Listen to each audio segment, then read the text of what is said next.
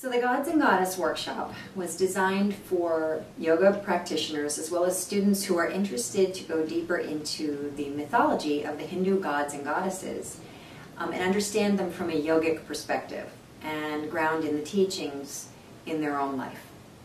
So in the Gods and Goddess workshop, we take a look at the Hindu gods and their specific stories, iconography, mythology, and we bring it all together into a greater understanding for the student in how and in what these different teachings symbolize. For example, we look at Lord Ganesha, a very commonly understood god that we see in the yogic tradition. Now, Ganesha's story is an interesting story because Lord Ganesha was originally fashioned by his mother Parvati. So this goddess Parvati, she was wishing for a child, wishing for a son, so what she did was she fashioned him out of clay. This is one of the stories, there's different ones. And she fashioned him out of clay by the power of her love and affection, and this beautiful boy became manifest, since Parvati represents all things in manifestation. So the boy becomes manifest, and she gets a little tired since she just created something, and she says to the boy, "Guard my door and let no one come in. I want to take a nap. I'm really tired." Then, unbeknownst to everyone, Lord Shiva comes home unexpectedly, and he goes to walk into his house.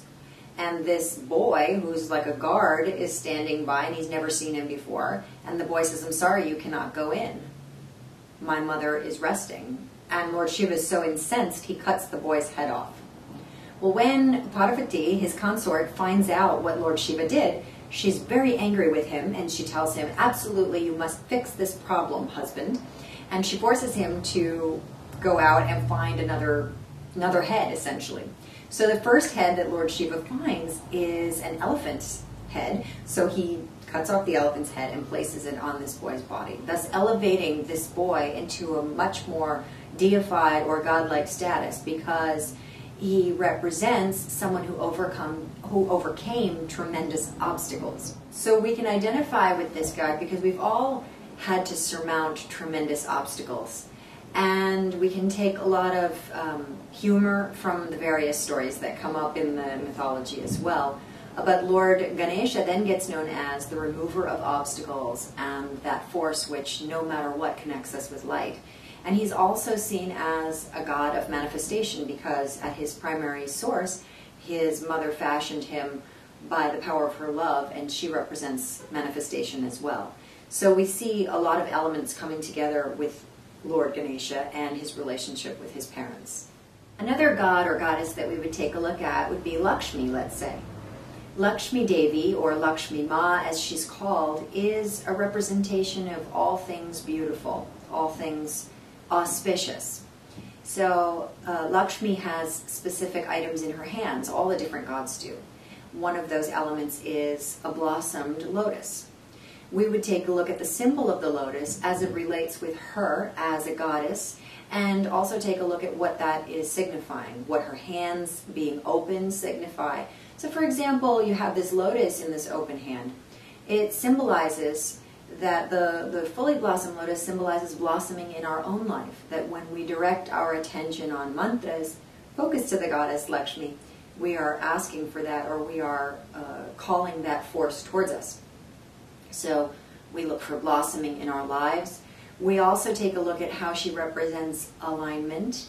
The lotus, fully blossomed, is in full alignment with the light. It is the only way that a lotus petals, they're always closed on a lily pad at night, you'll notice if you ever see them. But when the light shines, the lotus begins to blossom. The more the light shines on that lotus, the more that lotus is realized its full potential. So Lakshmi becomes a force that we pray to for the realization of our fullest and highest potential. Not only do we discuss the iconography, take a look at stories, but we also chant different mantras to the gods and goddesses. In the Lakshmi, for example, working with the goddess Lakshmi, we say things like Om Shrim Lakshmiyai Swaha, Om Shrim Lakshmiyai Swaha. Om Shrim Lakshmyai Namah, and so on. And we work with different mantras and talk about how invoking those different sounds creates a doorway between this energy.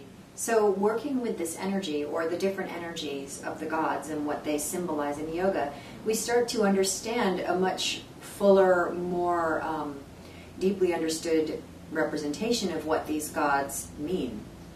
They, in effect, become veils that we slowly uncover. We take a look at the mythology, we take a look at story, we take a look at the chants, their iconography, and we bring it all together to help us ground more deeply in an understanding of how they relate with our own nature. So the Gods and Goddess course is really an opportunity for students who want to go deeper into the ancient mythology of the gods and goddesses. And it's an opportunity for them to take their practice to the next level. It's also an opportunity to bring these different teachings into one's own mythology, creating a link to the infinite.